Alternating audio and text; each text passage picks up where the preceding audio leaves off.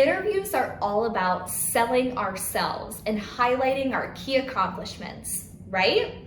Well, they're actually also about talking about our failures and weaknesses. And when talking about these not so pleasant prior experiences, you can actually sell yourself for the job and make the interviewer think, I want that person on my team. So how do you do this?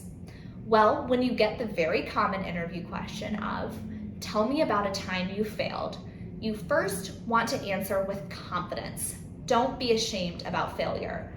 Every single person fails at some point. To say that you haven't ever failed would really not look good in front of an interviewer. So you want to say, oh gosh, yes, I'm happy to answer that question, or that's a great question.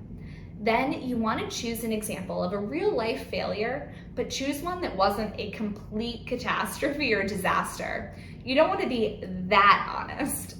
So choose an example that did happen, but it isn't going to be a major red flag in your interview conversation.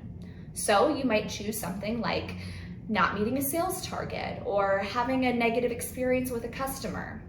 Whatever you choose, you need to choose an example that ends on a positive note or where you can call out a key learning.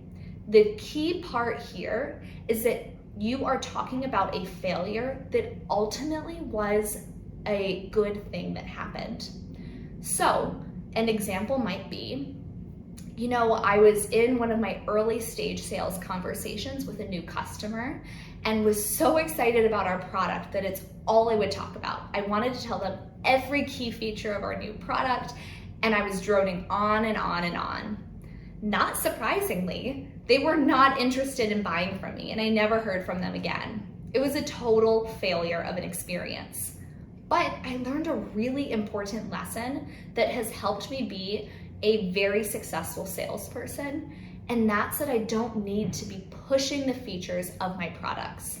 Instead, I need to get the customer talking and get them telling me what their needs and pain points are. Then I can solve for a problem that they have. I've been using this strategy for years now, and it's the reason I'm the #1 salesperson on my team. So I'm really grateful for that failure experience because it's really helped me in my career. Now that's a great answer. So the 3 things to remember: 1, be confident. Don't try and say that you've never failed in your life. 2nd, choose an example that wasn't a huge deal, but really did happen. And 3rd, end on a positive note.